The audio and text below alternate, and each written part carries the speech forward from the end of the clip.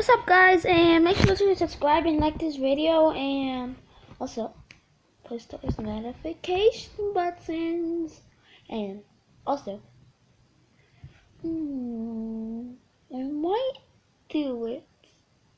No, it's gonna take a long time. I was gonna see something, I don't know what. Popular in its time, but it turns out the owners of this painting were met with a strange and eerie set of events. Multiple owners of the painting have been reported to have suffered a terrible fire in their homes, two of which happened for the same reason. A chip pan became too hot and exploded. Many things were destroyed in the blaze, but in both instances, the painting remained untouched. The rumor then blew up even more as a firefighter claimed that he had been to 15 houses where he found that painting completely untouched.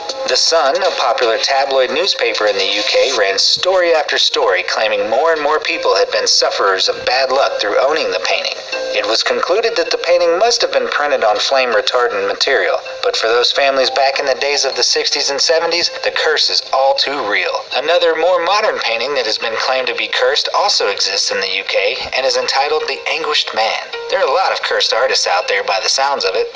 Number 7. The Skull of Catherine Griffith. Catherine Griffith lived in Burton Agnes Hall around the 1600s. Supposedly, the story goes that one afternoon when the house was almost officially finished, Catherine was robbed by a group of thugs who also beat her to death. She had told her sisters before she died that she would never rest until a part of her was safe in that house. Yet her sisters forgot about this, and she was buried in the churchyard. The house proceeded to be haunted by her ghost. The sisters, realizing their mistake, sought to make peace with the vicar and asked if they could dig up their sister. The grave was dug up and Catherine's skull was brought into the house. After a while, many attempts were made to get rid of it, but every single time, strange and ghostly things would happen around the house. It is believed that all these years after, the skull is still in the house, built into the walls. Thank God she is in the house, because she'd be causing a fuss if she wasn't. Number 6. Robert the Doll. Robert Eugene Otto was the first owner of this doll, which resembles a boy with a sailor suit on. His relationship with the doll was very questionable. Supposedly, a young Robert began to blame mishaps and accidents on the doll. Servants also reported that he had closed-door conversations with the doll, saying they could also hear a deeper-toned voice replying and conversing with the child. Robert's relationship with the doll continued into his adult life. He reportedly treated it like a real person, and the two of them were inseparable. After Otto's death, many people reported hearing giggling and footsteps from the attic, and children that passed by Robert's house would often claim to see the doll move from the window regularly. Although the doll is locked in a glass case in a museum now, people still report that lights flicker, cameras malfunction, and tourists must ask to take a picture of Robert or suffer dire consequences. Speaking of dolls that inspire movies, did you know that the Annabelle doll is also real? It looks a bit different than the one in the movie, but it's just as scary.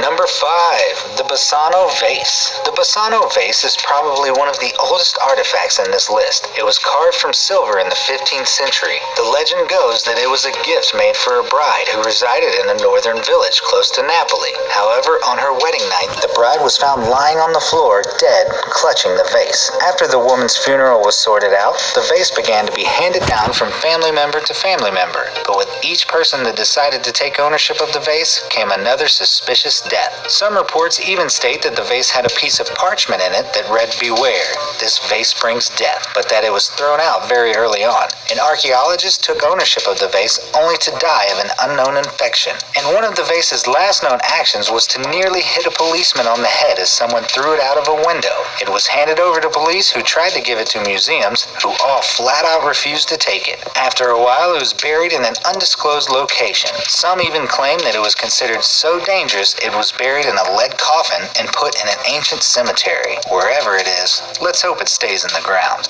Number 4. The Hope Diamond. It was supposedly stolen by a thief from the face of an idol standing by an Indian temple. The thief suffered a slow, agonizing death shortly after this. It was then uncovered again and was sold to King Louis XIV by a French merchant who soon met his death as well. Of course, Louis and his wife Marie Antoinette are often referred to as victims of the diamond, diamond as they were beheaded in the overthrowing of the monarchy. From then, everybody that was reported to have owned the diamond has suffered a horrible death. There are a lot of jewels that are said to be cursed, such as the Delhi Purple Sapphire, another jewel stolen from its resting place and passed around owners. Each owner has reportedly suffered bad financial situations and health problems. When will we learn that jewels stolen from spiritual places can cause bad luck by the bucketful? Number 3. Maori Warrior Mask.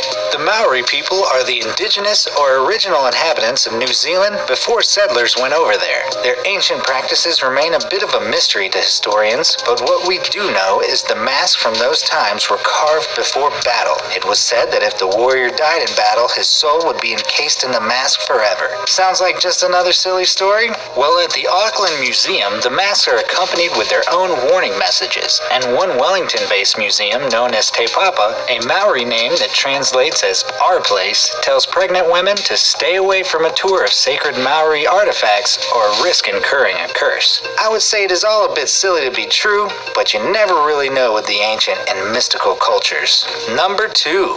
The Woman of Lem statue.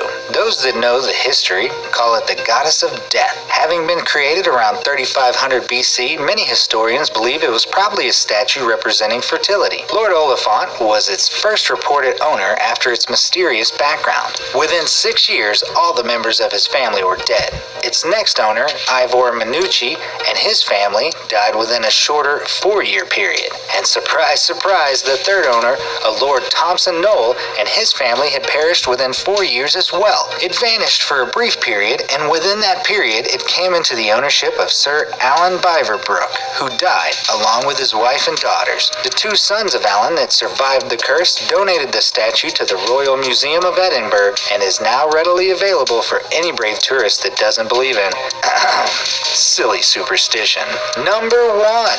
Petrified Forest National Park. This last one is an extremely interesting case of multiple cursed objects. The Petrified Forest National Park in Arizona has enticed and attracted visitors for quite some time now. It has one of the world's largest collections of petrified wood, which results in an amazing experience, as well as an educational one for those not familiar with the science behind wood. All throughout its history, people have taken bits of wood home as little souvenirs, so much so that they've made it a felony. But has that stopped people? Absolutely not. Around 1930, people who visited the park and took a piece of wood complained of experiencing a lot of bad luck. It has since become part of the national park's history. In fact, there is a whole room at the park dedicated to the telling of bouts of bad luck, divorces, incarcerations, and deaths that have followed from a stolen bit of petrified wood. So many people have expressed the havoc caused by the pieces of wood in their love life specifically. Someone tell these people you can buy souvenirs from the shop that have been legally acquired from the land, please. Which cursed object freaked you out the most? Did I miss any important ones? Let me know in the comments down below, and thanks for watching. Okay, guys, I'm gonna end this video here. So, see you later, alligator.